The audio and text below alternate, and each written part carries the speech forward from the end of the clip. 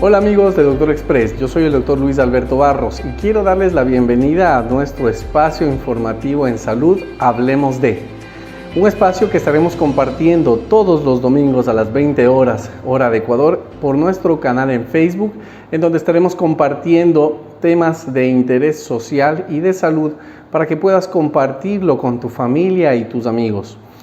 Esta semana estaremos hablando de las secuelas de COVID-19, al igual que el cuidado general de los niños con el pediatra Jorge Álvarez Castillo y también las secuelas postraumáticas y crisis de depresión en pacientes que sufrieron COVID, al igual que sus familiares con nuestro gran amigo el psicólogo clínico Omar Francisco Saquicela. No te quedes fuera de nuestra programación, no te desconectes, ahora arrancamos. En cuanto a pediatría, el doctor Jorge Stalin Álvarez, pediatra en la ciudad de Cuenca, nos va a hablar del cuidado de los niños en general dentro de esta pandemia. Es importante que tomemos en cuenta todas las medidas que él nos recomienda, sobre todo porque los niños no tienen una conciencia de lo que puede pasar con la enfermedad y teniendo en cuenta que en el estudio de esta enfermedad los niños no hacen complicaciones en mayor medida. Sí, obviamente se enferman, hay algunos niños que se enfermaron grave que incluso llegaron a fallecer, pero en realidad más bien funcionan como vectores, es decir, ellos traen el virus a la casa. Veamos qué nos dice el doctor Jorge Álvarez acerca del cuidado de los niños. Saludos, ¿cómo están? Les habla el doctor Jorge Álvarez, especialista en pediatría. El día de hoy vamos a hablar acerca de los cuidados de los niños, en aspectos importantes acerca de la nutrición de nuestros pequeños y algo que ahora está muy en boga, que es los cuidados externos del niño, ¿no? Cómo lo vamos a proteger en su exposición al ambiente, en su retorno a clases, ¿no? Sabemos que es muy importante un niño en óptimas condiciones de salud, tanto nutricionales como físicas, y aparte de eso el complemento es el cuidado externo del niño. Vamos a ver cada uno de estos puntos, vamos a ir desarrollando esta información en puntos bastante básicos y entendibles para poder manejar esto, ¿no? Hablemos acerca de la nutrición. Todo el mundo ahora, por esto de la pandemia, habla acerca de las defensas. Las defensas del organismo se gestan desde el nacimiento. Y uno de los principales alimentos para mejorar las defensas de nuestros niños es la leche materna. Eso es sabido a nivel mundial, pero ¿por qué la leche materna es tan buena para nuestros niños? Porque la leche materna es el único alimento que nos aporta unas proteínas que se llaman inmunoglobulinas, que traducidos al lenguaje común, para entenderlos, son nutrientes para las defensas, son proteínas que nos ayudan a defendernos. Cada una de esas proteínas en aspectos básicos de la nutrición de nuestro niño las van a recibir. Hay proteínas que no las volvemos a recibir nunca más después de la lactancia, ¿no? Entonces hay que basar la nutrición de nuestros niños desde la célula hasta la nutrición externa. Los principales nutrientes que podemos tener en la alimentación se basan tanto en nutrientes de macronutrientes y micronutrientes. Los macronutrientes son los nutrientes grandes, los que consumimos, azúcares, carbohidratos y ese tipo de alimentos, ¿no? Pero también la nutrición, como les expliqué al inicio, empieza desde lo más pequeño, desde la célula. Y la célula, para entenderlo de forma más fácil, no se alimenta de papas, no se alimenta de pollo, no se alimenta de eso. La célula se alimenta de los micronutrientes, oligoelementos, micronutrientes, ¿no? A estos micronutrientes, el nombre común son las proteínas.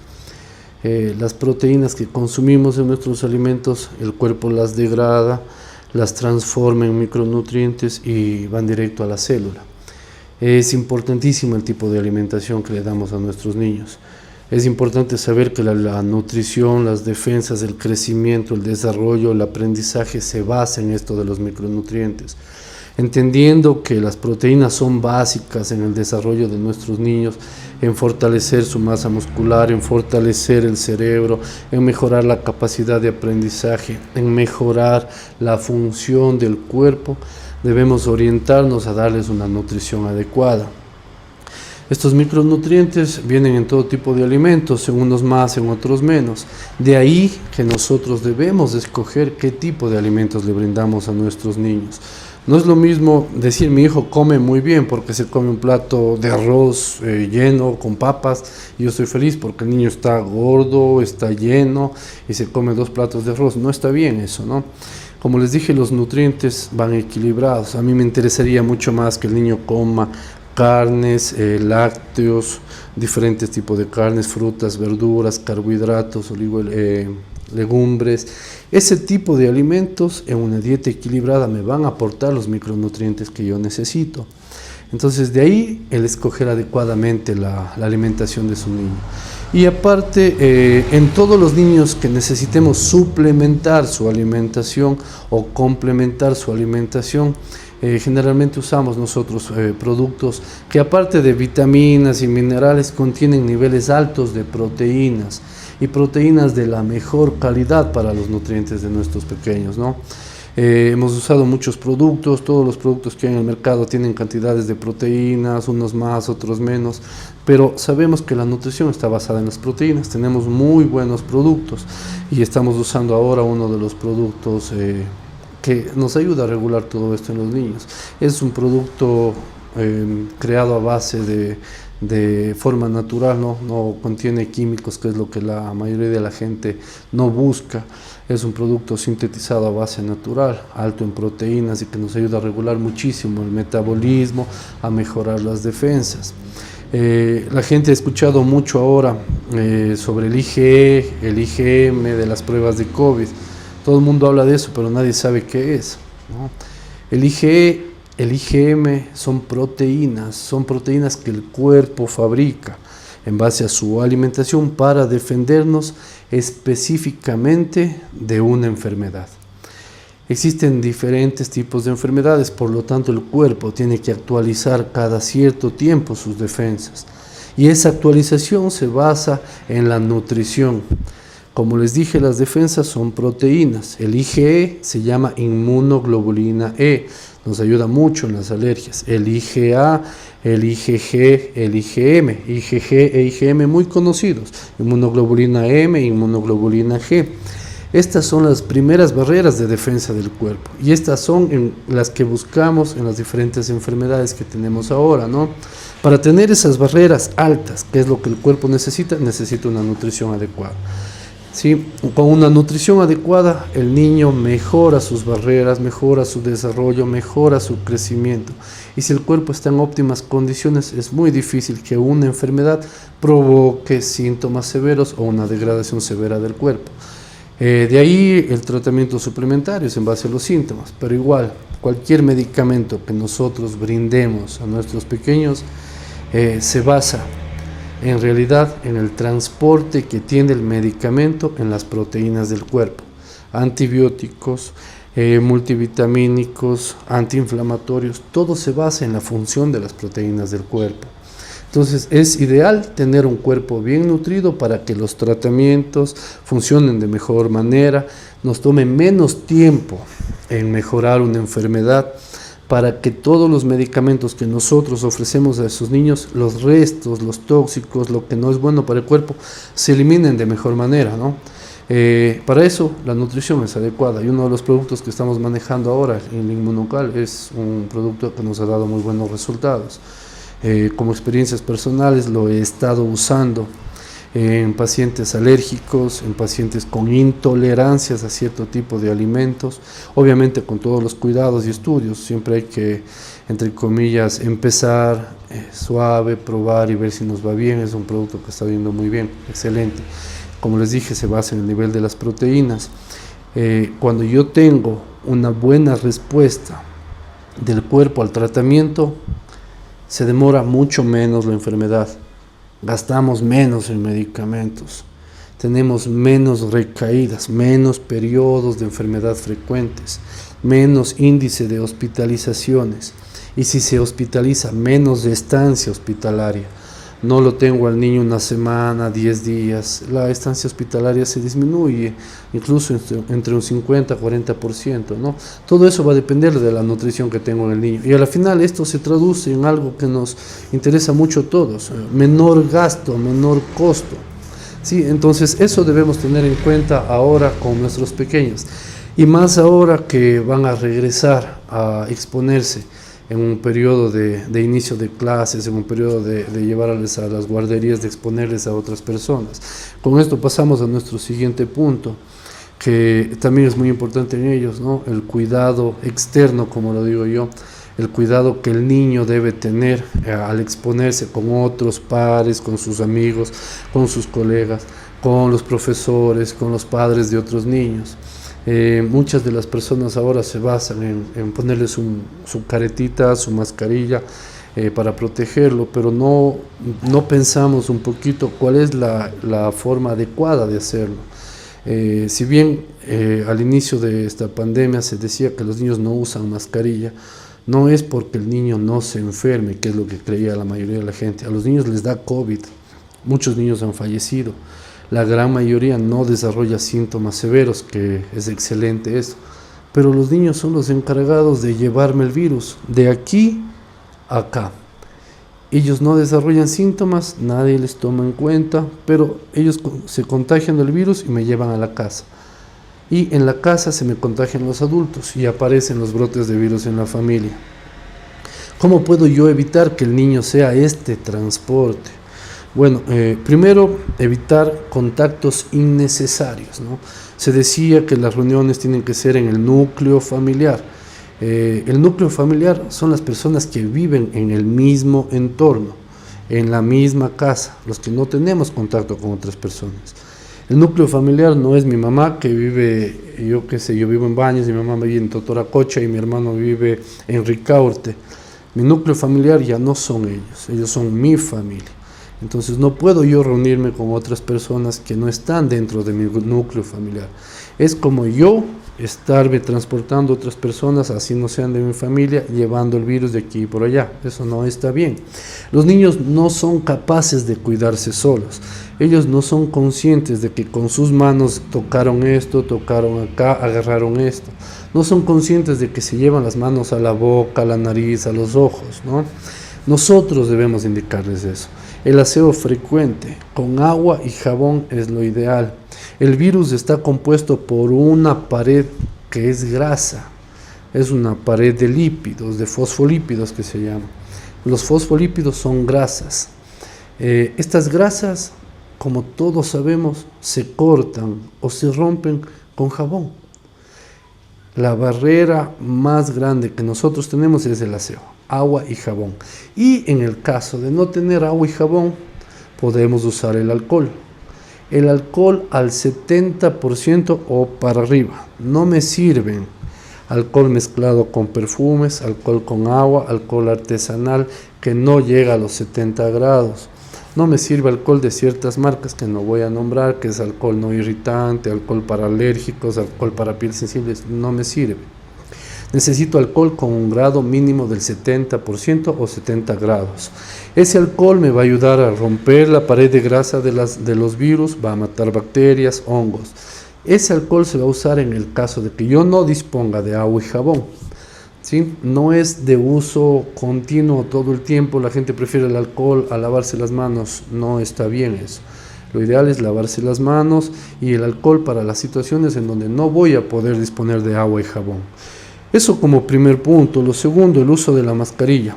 El uso de la mascarilla en los niños es controversial en base a la edad. Muchos niños pequeños no usan mascarilla, pero porque no saben cómo usarlo. Si usted le pone una mascarilla a un niño, a él no le interesa. Él se va a sacar porque le estorba, ¿no? De ahí viene la cultura y la educación en casa. Vamos a crear un hábito de usar mascarilla cuando vamos a salir. El hábito de no sacarse la mascarilla, de no bajarme la mascarilla al mentón. Estoy arrastrando gérmenes. Yo necesito que la parte interna de la mascarilla, se los voy a mostrar, la parte interna de la mascarilla es la parte que más limpia debe estar, ¿sí? La parte externa es la parte que me va a actuar como filtro. pero la parte interna es la que debe permanecer limpia y estéril. Yo no puedo manipular con mis dedos la parte interna. Existen formas, existen métodos para colocarme y sacarme las mascarillas de los diferentes tipos. Sí, la mascarilla en lo posible siempre tiene que ser guardada cerrada. Si yo voy a usar una mascarilla que tenga orejeras como esto, pues la abro, me la coloco en la cara, en la boca y en las orejas. Para retirarme la mascarilla, sostengo de esto, me levanto la parte de la nariz, retiro una orejera y retiro la mascarilla. Luego la cierro y doblada la puedo guardar. No como todo el mundo hace de sacarse, manipularla por dentro. Ahí yo estoy contaminando la mascarilla. No voy a bajar la mascarilla al mentón.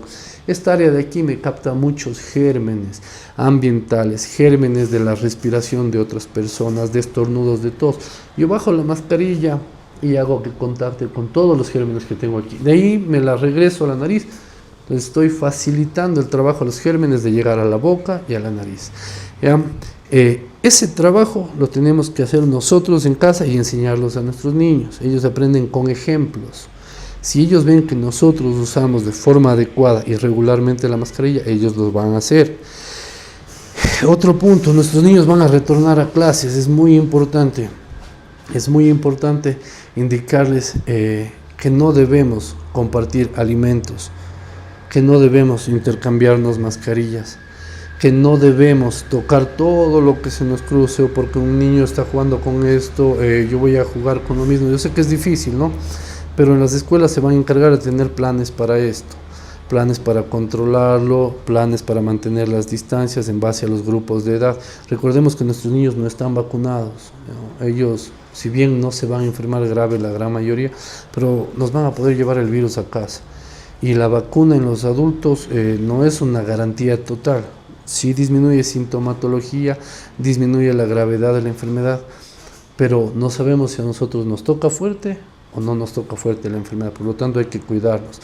Esperemos que más adelante se vayan creando vacunas para esto, pero mantener la higiene de las manos, el cuidado con la mascarilla es lo más importante, no estas caretas que actúan como barrera. El fin de la mascarilla es filtrar el aire antes de que ingrese por mi nariz y por mi boca hacia los pulmones. Una careta de plástico que yo use en la cara sin mascarilla no me sirve para filtrar el aire, solo me detiene las gotas que un niño pueda provocarme por estornudos, por tos o lanzarme algo. Eso va a detener, pero el aire que está circundando alrededor, que puede o no estar cargado de un germen, va a ingresar por los lados y se va a meter sin filtros a mi organismo y me va a causar la enfermedad. ¿Sí? Entonces debemos saber que los cuidados con los niños no es mandarlo con una caretita de plástico y yo feliz. Además que la caretita de plástico es incómoda y el niño no va a aguantar una hora con eso. Lo ideal es una mascarilla, ¿sí? E indicarle al niño que la mascarilla es de él, que la mascarilla no se puede prestar, que la mascarilla es única de él, que no hay cómo manipularla todo el tiempo, e indicarle cómo sacarse y ponerse la mascarilla, ¿ya? En lo posible trabajemos con esto, practicándolo en casa con nuestros niños.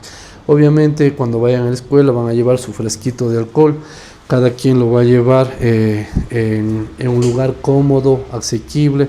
Tenemos de varios tamaños, ¿no? Un niño le va a emocionar llevar algo así, pero saber que lo va a llevar en el pecho, en los bolsillos, e enseñarle cómo usar, ¿ya?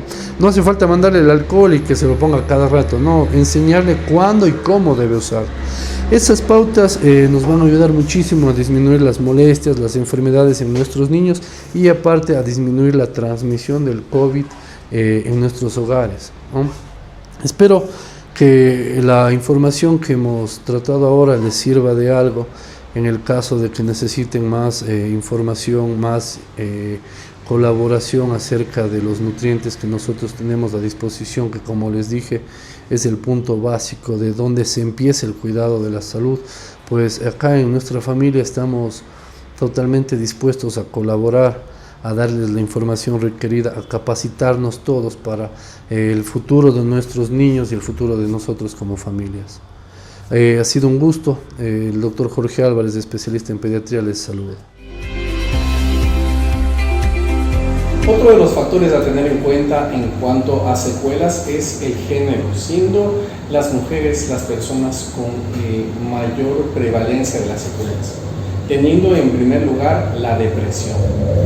Son factores muy importantes el hecho de que haber estado en contacto con una enfermedad que era de conocimiento mundial, causa de muerte directamente a los pacientes, que determinó una marca en estas personas. Para hablar un poco más del tema psicológico, vamos a dar paso a nuestro gran amigo, el psicólogo clínico Omar Francisco Saquicela, quien nos estará hablando en detalle de este tema psicológico en los pacientes que tuvieron COVID, al igual que sus familiares. Muy buenas con todos, es un gusto poder saludarles. Mi nombre es Francisco Saquicela, soy psicólogo clínico. Actualmente desarrollo algunas estrategias como profesional de la salud. Una de ellas, el día de hoy, yo quiero compartirles sobre un tema muy importante que está en boga y que se está desarrollando y afectando a la sociedad en común, como es esto de la pandemia y de las crisis o de la crisis que se ha producido post-COVID. Bueno, quiero llamar siempre al respeto del dolor ajeno, al respeto de los sentimientos y de las emociones de aquellas personas que perdieron a sus familiares, a sus seres queridos por esta pandemia. Asimismo, debemos entender que el dolor en verdad no puede ser solamente tomado como ajeno, debe ser identificado y debe ser muy sensibilizado para poder ejercer así una buena respuesta hacia la ayuda que queremos dar a las personas que han perdido a sus seres queridos o que están viviendo en este momento una situación de depresión, un cambio de humor que le llevó a perder tal vez el interés por trabajar, que le llevó tal vez al interés de dejar de lado las cosas que lo hacían bien. Bien, bienvenidos. El día de hoy quiero empezar hablando de lo que es una crisis. La crisis parte de la repercusión psicológica a situaciones vitales, complejas o no, pero que son experimentales o experimentadas dolorosamente por el individuo, ya sea por características del evento o por diversos factores individuales, conscientes o inconscientes. Para enfrentarse y protegerse en esta situación, la persona utiliza mecanismos que le ayudan a aliviar su molestia para eventualmente volver a restablecerse tanto en su equilibrio emocional como en su equilibrio mental. Pues bien, una vez entendida lo que es la crisis, yo quiero pasar en cambio a lo que es nuestro tema de importancia. El día de hoy yo quiero hablarles sobre la depresión. La depresión se genera siempre por la pérdida real o imaginada de algo que para una persona era importante, sea esto un ser querido, una prenda o simplemente su propia salud, que también juega un papel importante. Quiero hablarles también sobre el bienestar. Hay que entender qué es el bienestar. El bienestar viene pactado de lo biopsicosocial, lo biológico, lo mental y lo emocional que permite el contacto social. Ahora, estos tres aspectos definen lo que es el bienestar. El bienestar mental es, por ejemplo, tener la inteligencia como tal desarrollada para manejar momentos que producen crisis. Pueden ser estos eventos de estrés por situaciones subjetivas o situaciones que realmente son reales, requieren ser atendidas y requieren nuestra mayor concentración. Ahí se produce la primera fase del estrés, que le llamamos. El estrés tiene dos características, el estrés bueno y el estrés malo. El estrés bueno es aquel que me invita a mí a repensar, a reformularme qué es lo que estoy haciendo bien y qué es lo que estoy haciendo mal. Hasta cierto punto es también hablar sobre la autocrítica, la autoconstrucción de uno mismo para la toma de decisiones. Bien, en cambio, el estrés malo es aquel que me produce a mí sensación de enfermedad. Puede ser esta sensación de sudoración en las manos, cambios de humor repentinos en el trabajo, en la casa, en las relaciones familiares, y que a su vez me empiezan a complicar a mí mis factores ambientales. ¿Cuáles son los factores ambientales ahora? el mundo que me rodea, las personas que están cercanas a mí y el horizonte o mi visión que tengo sobre mi futuro.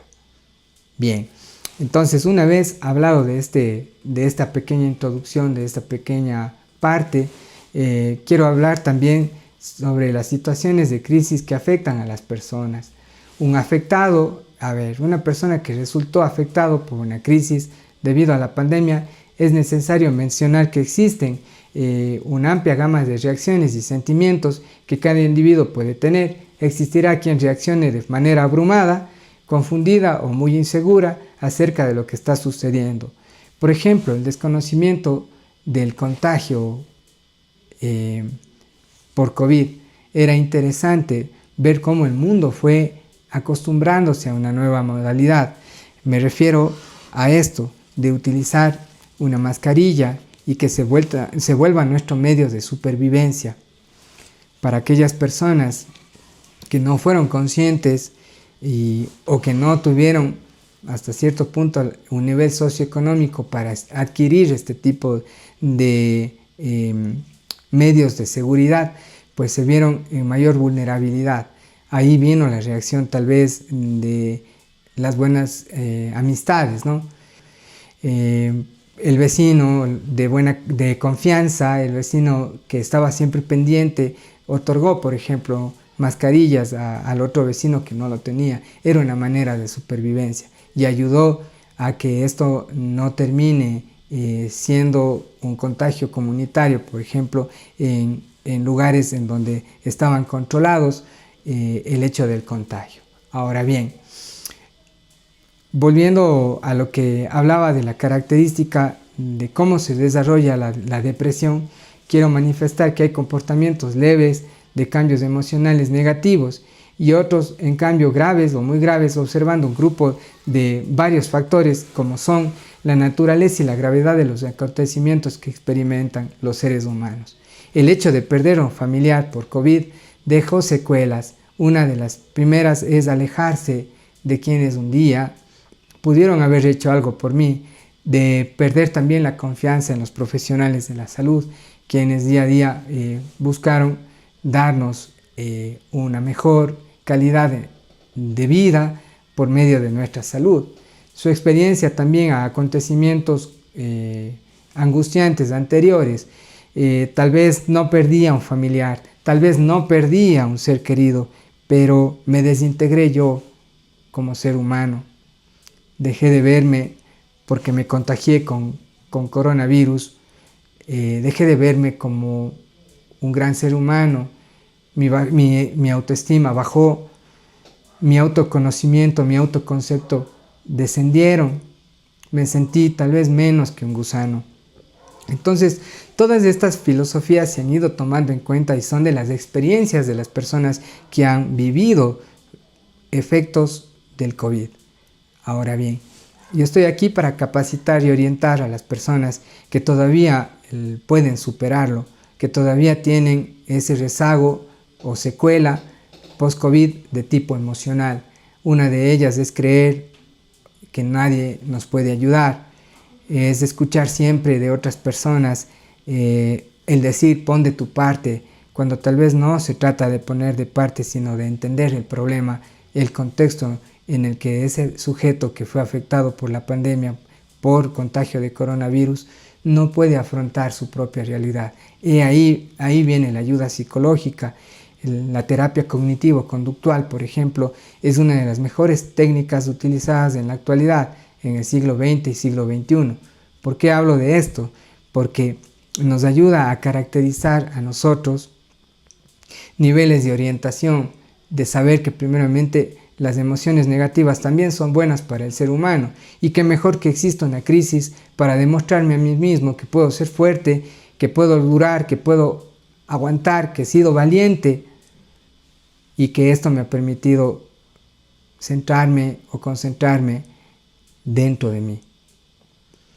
Para aquellas personas que creen que no hay necesidad de ayuda, pues yo les oriento para que sepan que sí lo hay, que el servicio de la salud mental siempre está disponible, que no solamente es un grupo de profesionales quienes atienden. Atendemos varias personas, atendemos varios profesionales con el fin de proteger lo biopsicosocial, la palabra bienestar. Aquellas personas que tengan dudas o que quieran asistencia psicológica, estaré gustoso de atenderles y de servirles. Mi ayuda es brindar primeros auxilios psicológicos en algunos casos que existan riesgos de suicidio o que manifiesten comportamientos que son claramente identificados con el episodio depresivo o los episodios depresivos también, o bien sea el desarrollo ya del tema de la depresión.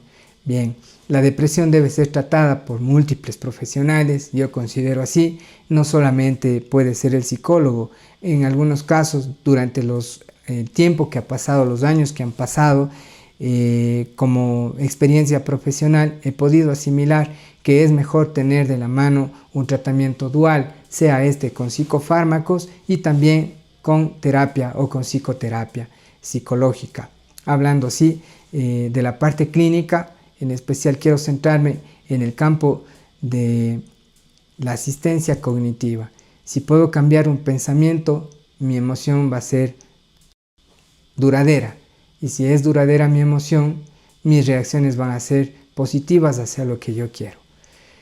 Si lo hago de manera negativa, de la misma manera mis emociones van a ser negativas. Voy a llegar a pensar que nadie me puede ayudar y que tengo que estar triste, tengo que estar molesto, irritable todo el día, y a la final el único que termina perjudicándose es uno mismo. Quiero hablar también que una estrategia de prevención es los PAP, los primeros auxilios psicológicos. Iremos descubriendo así síntomas asociados a un evento postraumático, como es el estrés y sus varios tipos, que pueden ser el estrés agudo, el estrés postraumático o el estrés agudo transitorio, incluso, ¿sí? Que requiere un poco más de tratamiento, que requiere guía, que requiere atención para evitar que se desarrolle así otros trastornos desadaptativos del comportamiento y de la mente, como puede ser el desarrollo tal vez de una esquizofrenia, o que puede ser también el desarrollo de un trastorno bipolar. Para nadie es un secreto que las personas que tuvieron un mayor impacto con esta enfermedad fueron los grupos vulnerables de pacientes en edad adulta con enfermedades crónico-degenerativas ya presentes, pacientes como hipertensos, diabéticos, insuficientes renales, pacientes con hipotiroidismo. Fueron presa fácil de esta enfermedad y posteriormente quedaron con descompensación de sus enfermedades. Si ellos tenían ya un control en su condición metabólica, pues esta enfermedad vino y amplificó estos problemas de salud. Al igual que pacientes jóvenes que tal vez contaban con algún factor hereditario de estas enfermedades, pues lo vieron manifestarse de una manera más prematura. Pacientes de 25, de 30 años que terminaron usando insulina posterior a la enfermedad y que no sabían que eran diabéticos. Entonces, toda esta gama de secuelas son enfermedades que deben controlarse y que deben tener un seguimiento apropiado. La pandemia ocasionada por la enfermedad de COVID-19 ha diezmado y ha arrasado con la población a nivel mundial y nos ha demostrado que a pesar de toda la ciencia y tecnología que hemos desarrollado hasta el día de hoy, seguimos siendo una especie vulnerable en nuestro planeta. Sin importar el poder del gobierno que estuvo de turno en los diferentes países, ningún Ministerio de Salud u organización de salud estuvo preparada para la magnitud de esta pandemia. De esta forma fue que los sistemas públicos y privados de salud colapsaron y se vieron escenarios desastrosos que fueron realmente traumáticos para todas las personas que estuvimos enfrentando esta enfermedad. No se diga de las personas y los familiares que tuvieron pérdidas y que a pesar de todos los esfuerzos que hicieron, tanto económicos como sociales, pues perdieron aún así a sus familiares. Y es una enfermedad que ha dejado espacios en los núcleos familiares que no van a ser recuperados y que han dejado una secuela tremenda. Además de esta secuela psicológica social importantísima, tenemos varios signos y síntomas de secuelas que se han venido presentando en nuestros pacientes a nivel mundial. Dentro de estas secuelas tenemos las más comunes. Los pacientes refieren fatiga, cansancio, dificultad para respirar que aún se mantiene a pesar de haber tenido la enfermedad hace un año y medio.